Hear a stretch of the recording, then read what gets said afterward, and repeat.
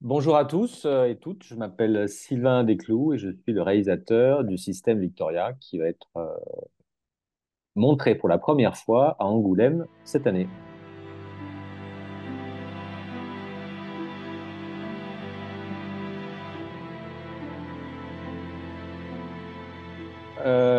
À Angoulême, ouais, c'était il y a 2 ans.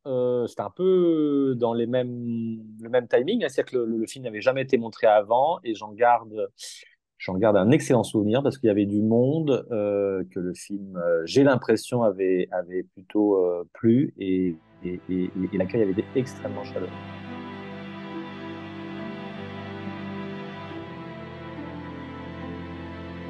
Alors le pitch, c'est l'histoire de David, incarné par Damien Bonnard, qui est un architecte un petit peu désillusionné, désabusé, qui a plein d'idéaux sur l'architecture, mais qui n'arrive pas à exercer son métier comme il l'aimerait. Et dans l'attente de réaliser ses propres projets, il accepte des boulots alimentaires, en l'occurrence directeur, enfin, boulot alimentaire, c'est quand même des boulots à très forte responsabilité, mais il accepte d'être directeur de chantier sur une très grosse tour en construction à La Défense.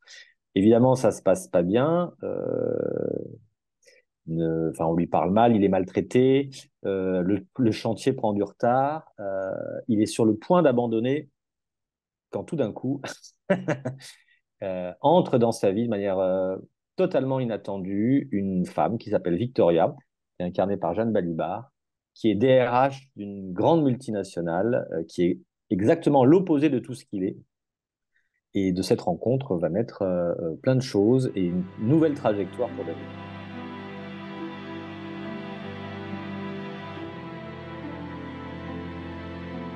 Alors, le système Victoria, il est sorti en 2011 et moi, je me rappelle très bien, parce que je suis un fan d'Éric Renard depuis toujours, et je me rappelle très bien l'avoir lu quand il est sorti en 2011. Et je me rappelle très bien avoir fait le bouquin et m'être dit, mais ça ferait un film génial. Voilà. Et je me rappelle très bien aussi à l'époque avoir envoyé un petit message via Facebook à Éric Renard en lui disant, votre livre est génial, j'adorerais l'adapter. J'allais dire l'adapter, et voilà, sauf qu'en 2011, voilà, j'avais fait que, je crois, deux petits courts-métrages, voilà, en tout cas, c'était pas possible. Et puis par là, un hasard, des rencontres, tout ça, euh, il m'a été donné et offert la possibilité de réaliser le film. Euh, et donc à cette occasion, j'ai relu le roman une troisième fois parce que je l'avais relu déjà il y a quelques années.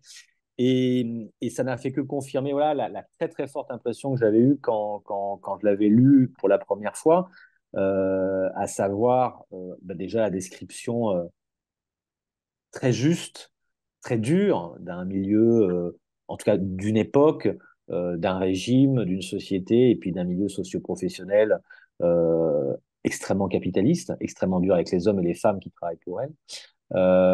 Il y avait ce personnage de David qui est, comme j'ai décrit tout à l'heure, hein, un idéaliste un petit peu laissé sur la touche par le système et qui tente tant bien que mal de s'y retrouver en abandonnant pas ses idéaux. Et surtout, il ne faut pas se mentir, il y avait ce qui m'a frappé la première fois que j'ai lu le bouquin, ce qui m'a frappé quand j'ai relu pour l'adapter, c'est ce personnage de Victoria qui est dingue. Moi, j'avais jamais lu un personnage de femme aussi dingue que ça. Et le challenge, voilà, c'était de garder ça pour l'adaptation, tout en prenant acte que voilà, on n'était plus en 2011, mais en 2024, et de faire de ce personnage de Victoria un personnage de cinéma comme à mon sens, un personnage de cinéma, un personnage de femme comme on n'en voit pas souvent.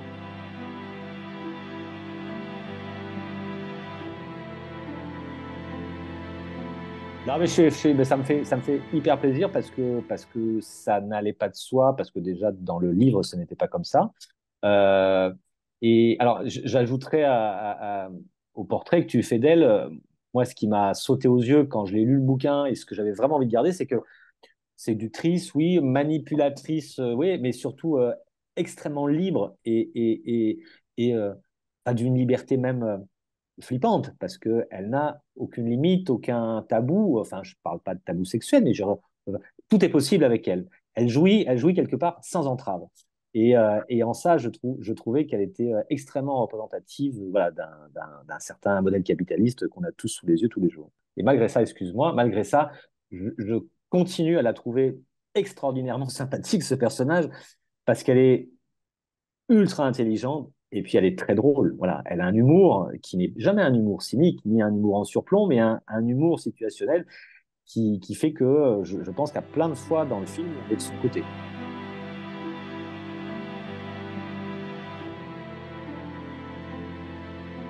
Ouais.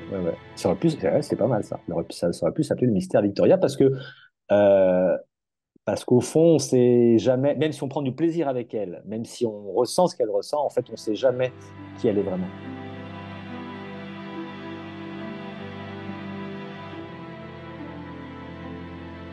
Je dirais pas que pour faire un bon film, il faut mettre un personnage sous pression, mais en tout cas, pour raconter une histoire, c'est vrai que mon point d'entrée est souvent, je me rends compte, des personnages déjà qui ne sont pas très heureux de l'endroit où ils sont, pour tout un tas de raisons, et qui vont essayer de sortir de ça. Et évidemment, quand tu sors de l'endroit où tu es, quand tu sors de l'endroit où on t'a mis, bah, viennent s'échelonner sur ton parcours et devant toi tout un tas d'obstacles. Et c'est vrai que j'aime bien ça. C'est un moteur dramaturgique que j'aime bien en tant que spectateur. J'aime bien voir un personnage que j'aime bien se débattre avec plein d'obstacles qu'on lui met dans les pattes, avec plein d'injonctions contradictoires et de voir ce qu'il en sort. Et c'est vrai que voilà, le personnage de David, bah là, on est en plein dedans, hein, parce que, puis en plus, bon, moi, je m'y identifie volontiers, hein, parce que bon, pour moi, les architectes sont des artistes. Construire un bâtiment, quel qu'il soit, c'est un petit peu comme construire un film, et on sait tous, voilà, il n'y a rien de plus difficile et compliqué, il est question d'argent sans arrêt, les choses ne se passent jamais comme prévu. Et donc voilà, c'était assez. Enfin, j'ai pris beaucoup de plaisir à écrire ce personnage et à y mettre de moi et à me voir en lui essayer coûte que coûte de voilà, tenir la baraque sans perdre quelque part son ADN et ce qu'il est vraiment. C'est-à-dire, à la base, je ne me définis pas comme un artiste, hein, pas du tout. Mais David, à la base, voilà, lui, il veut construire des bâtiments et ça, il aime il conçoit l'architecture comme un art et il en est empêché. Et il essaye malgré tout de ne pas lâcher ça. Et je trouve ça très touchant.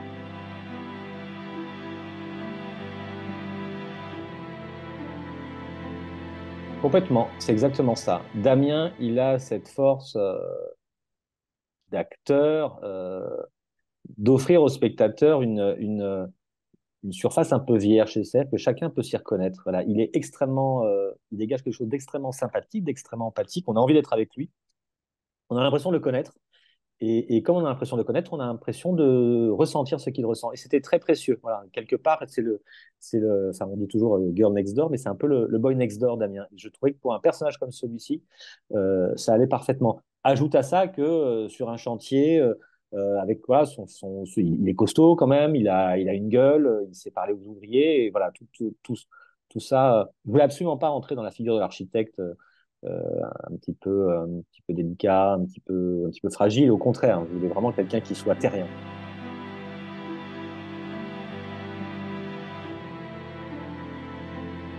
Bah, c'est vrai que quand tu regardes la figure de l'architecte dans les films de cinéma, très souvent revient donc l'agence qui est une espèce d'immense open space avec voilà, des tables d'architectes partout et l'architecte est très souvent habillé, tu verras, hein, avec un costume noir et une chemise en col Mao. Bon, Damien porte des chemises en col Mao dans le film quand même, mais, euh, mais en tout cas, voilà, moi j'avais vraiment à cœur de le montrer, voilà, un peu, alors il n'aimerait pas l'adjectif, mais ça faisait partie du personnage, un peu pâteau, un peu empêtré, et en même temps très terrien, un peu costaud. Et la seule concession qu'il fait à son statut d'architecte, et c'est assez cocasse. Et c'est comme si c'était quelque chose auquel il se raccrochait et qu'il ne voulait pas vendre. Effectivement, c'est sa voiture. Tous les architectes roulent en Saab ou en Volvo et voilà. Et lui, il ne déroge pas.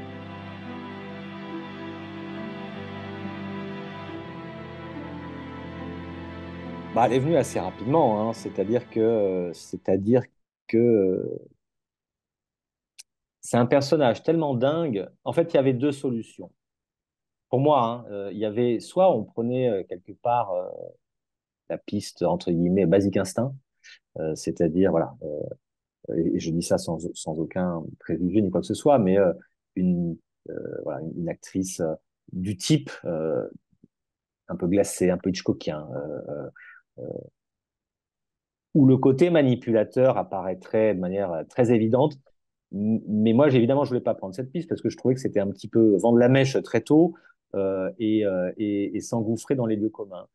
Et l'autre piste que je trouve beaucoup plus intéressante, c'est de, et beaucoup plus surprenante, bah, c'est de prendre le contre-pied de ça et d'arriver à une actrice pour laquelle on n'attend pas du tout qu'elle soit là et qui amènera ce qui, à mes yeux, sauve le personnage de Victoria, c'est-à-dire une espèce de liberté, de légèreté, de folie, de dinguerie et d'humour qui fait que même si elle est clairement du côté des puissants et entre guillemets des méchants, on ne peut pas s'empêcher de ne pas l'aimer. Et dans ce registre-là, bon, il n'y a pas 50 personnes en France. Je dirais même qu'il n'y en a qu'une.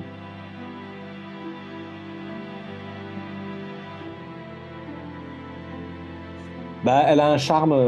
Enfin, moi, je m'en suis rendu compte dès la première. Parce que je ne connaissais pas Jeanne, donc on s'est rencontrés sur ce film dès notre premier rendez-vous et surtout là, dès qu'on a commencé à tourner sur le plateau. J'ai pris un rare plaisir à la voir voilà, fabriquer ça devant la caméra et je sentais qu'elle prenait beaucoup de plaisir, qu'elle s'amusait beaucoup. Mais une image me vient, c'est à un moment donné, j'avais l'impression d'avoir une espèce de Formule 1 devant les yeux avec euh, et je pouvais appuyer sur tous les boutons et elle pouvait aller à droite, à gauche, plus vite, moins vite, vénéneux, moins. Et bah, je trouve qu'elle est. Enfin, je suis très très fier qu'elle soit dans le film, vraiment.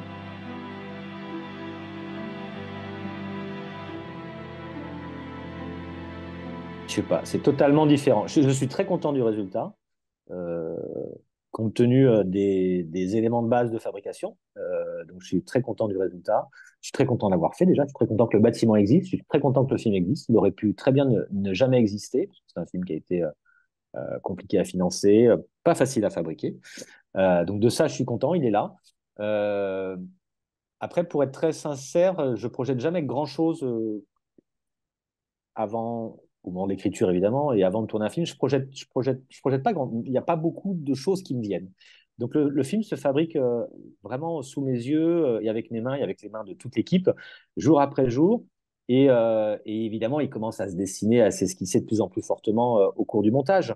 Mais je dirais que j'essaye de plus en plus, et je suis content d'y être arrivé là, d'être vraiment le premier spectateur voilà, de cette chose qui émerge du rien. Voilà. Et en ce sens-là, je suis content.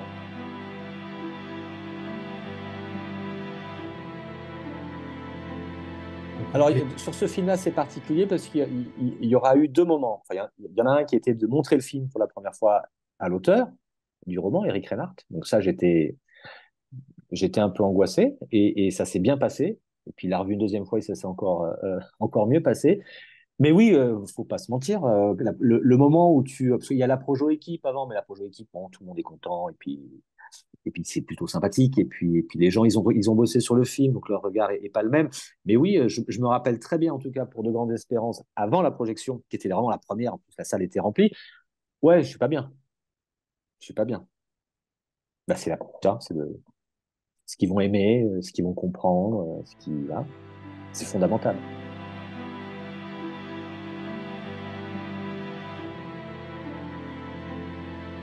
Alors moi, j'ai jamais tourné de film ailleurs qu'en France, donc je peux pas raconter voilà, un souvenir de tournage ou de fabrication. Par contre, moi, j'ai fait mon service militaire il y a ça bien longtemps et j'ai fait ma coopération. Et j'ai fait ma coopération dans un pays francophone qui était, je pense qu'il l'est toujours, qui est le Laos. Donc pendant 2 ans, j'étais prof de français et de civilisation, entre guillemets, à des jeunes étudiants laotiens, vientianes. Et je dirais que la francophonie, pour moi, c'est ça, c'est-à-dire euh, un espace, un imaginaire commun qu'on alimente chacun les uns les autres via une langue qu'on maîtrise plus ou moins bien, mais là n'est pas l'essentiel. Et voilà, moi, quand je pense à francophonie, je pense voilà, à ces 2 ans que j'ai passé là-bas et à ces jeunes gens pour qui la France était très important. Envoyer une image, enfin au-delà des clichés touristiques, hein, mais envoyer une image euh, qui leur donnait envie, qu'ils respectaient. Et voilà, je trouvais ça beau que disséminés dans les quatre coins de la planète, il y ait des êtres qui ont envie de, voilà, de continuer à se parler et à échanger Et c'est un cliché de le dire, mais je le dis quand même, en 2024, ça va. Ça va malheureusement pas le faire.